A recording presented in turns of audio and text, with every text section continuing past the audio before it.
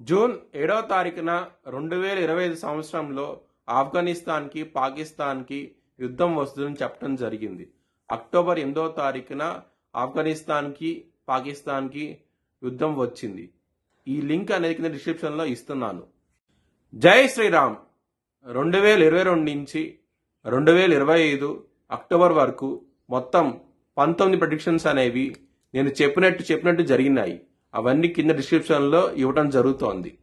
సింహరాశికి అధిపతి సూర్యుడు సింహరాశిలో మగ 4 పాదాలు, పొబ్బ 4 పాదాలు, ఉత్తర 1వ పాదం ఉంటది. ఈ నక్షత్రం వాళ్ళందరికీ నేను చెప్పే వార ఫలితాలు వర్తిస్తాయి. ఈ వారంలో సింహరాశి వారికి 12వ స్థానంలో గురు భగవానుడు యోగిస్తున్నారు, తృతీయంలో కుజుడు యోగిస్తున్నారు. కేవలం 2 గ్రహాలు మాత్రమే యోగిస్తున్నాయి. మిగతా గ్రహాలు వ్యతిరేకత ఫలితాలు ఉన్నాయి. నవగ్రహ టెంపుల్కి వెళ్ళి నవగ్రహాలకి ప్రదర్శనలు చేయండి, మంచి ఫలితాలు ఉంటాయి. అలాగే నల్ల నువ్వులు కనుక బ్రాహ్మణుడు దానం చేస్తే కనుక చాలా మంచి ఫలితాలు ఉంటాయి. అష్టమంలో శని భగవానుడు ఉన్నాడు. అష్ట కష్టాలను పెడుతూ ఉంటారు శని భగవానుడు. అందుకోసమే మీరు బ్రాహ్మణుడికి నల్ల నువ్వులు దానం చేస్తే కనుక మంచి ఫలితాలు ఉంటాయి.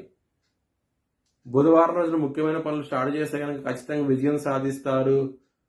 ఆదివారము శుక్రవారం రోజున ముఖ్యమైన పనులు స్టార్ట్ చేస్తే కానీ వ్యతిరేక ఫలితాలనే ధన నష్టం వచ్చే అవకాశం ఉన్నది. కొంచెం జాగ్రత్త తీసుకోండి.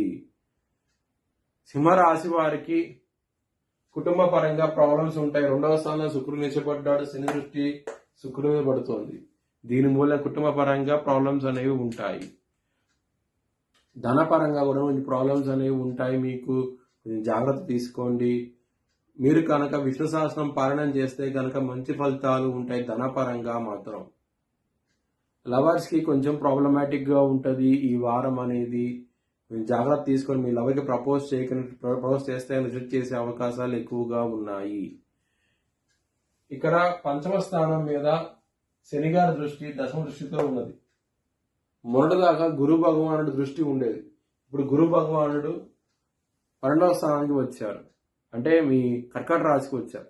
సో గురుగారి దృష్టి కూడా లేదు. లవర్స్ కి ప్రాబ్లమాటిక్ గా ఉంటది ఈ వారం అనేది. హెల్త్ పరంగా చాలా ప్రాబ్లమ్స్ అనేవి ఉంటాయి.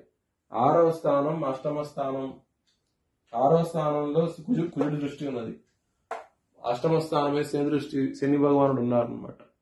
సో దీని మూలంగా కొంచెం హెల్త్ పరంగా ప్రాబ్లమ్స్ అనేవి వస్తాయి మీకు. మ్యారేజ్ పరంగా చాలా ప్రాబ్లమాటిక్ గా ఉంటది. సప్తమాధిపతి అయిన శని అష్టమ స్థానంలో, సప్తమ స్థానంలో రాహు ఉండటం. సో ఈ గ్రహాల మూలంగా మ్యారేజ్ పరంగా ప్రాబ్లమ్స్ అనేవి ఉంటాయి మీకు. బిజినెస్ పరంగా పెట్టుబడి తగ్గించి పెట్టుకోండి, ఇబ్బంది పడే అవకాశాలు ఎక్కువగా ఉన్నాయి ఈ వారంలో. కెరియర్ పరంగా చాలా ప్రాబ్లమ్స్ ఉంటాయి. దశమాధిపతి అయిన శుక్రుడు నిలిచబడ్డాడు 2వ స్థానంలో. 10వ స్థానం మీద కుజు దృష్టి, శని దృష్టి ఉంది.